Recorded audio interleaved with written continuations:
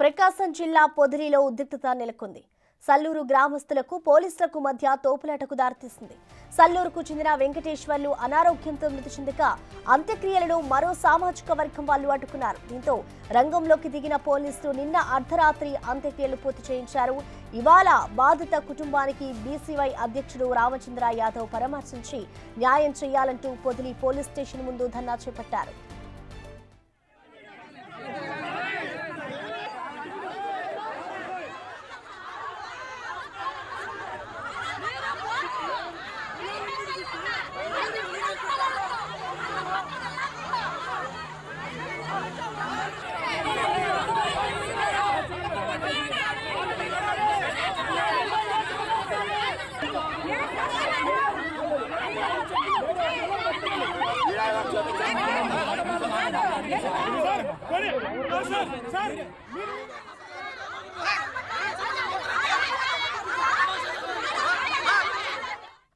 ఈ ఘటనపై మరింత సమాచారాన్ని మా ప్రతినిధి జయరాం అందిస్తారు.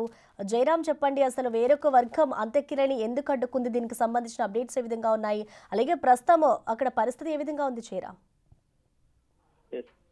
ప్రకాశం జిల్లా పొదిలో ఇటు ఉద్రిక్తగా పరిస్థితులు చోటు చేసుకున్నాయి.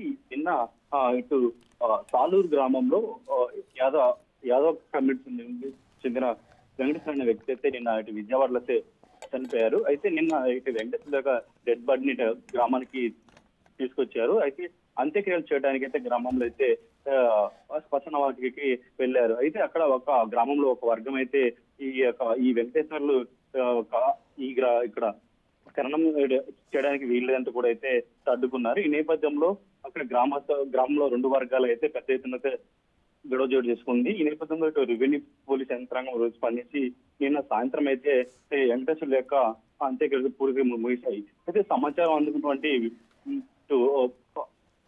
బోడే రామచంద్ర యాదవ్ అయితే ఈ రోజు పొదిలికి వచ్చారు.